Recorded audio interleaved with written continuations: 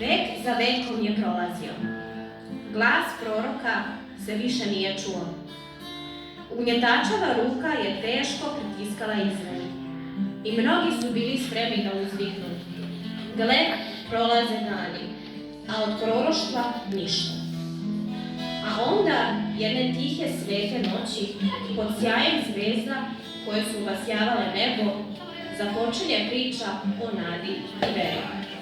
Pred nama je estetski prikaz kroz koji će naša deca oživjeti taj dugo iščekivani događaj, koji je promenio sve.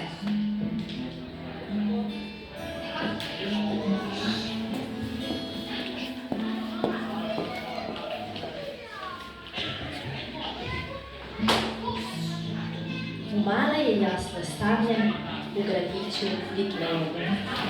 Nije imao neki krevet ni čistu meku postelju. Nije imao toplu sobu, čak ni igračku jednu, već je rođen u štalici i stavljen na grubu slavu. Ali ta mala, draga beba nije uopšte zbog toga plakala. Velika vojska anđela svetih sa neba je na Isusa gledala. Da bi svima nama pokazao svoju ljubav i dobrotu, živeo je među nama i pošao na Golgotu. 3 stranca žure kroz tamnu noć, za čudnom zvezdom tom, i skoro će stati pred jednom štalicom. Marija radosna sa svojom bebom je, a 3 mudraca kleknuše na kralju se poklone.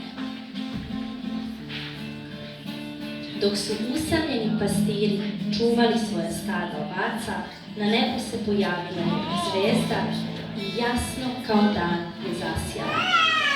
Mali beli jaganjci probudili su se iz sna i zajedno sa pastirima pošli da vide Isusa.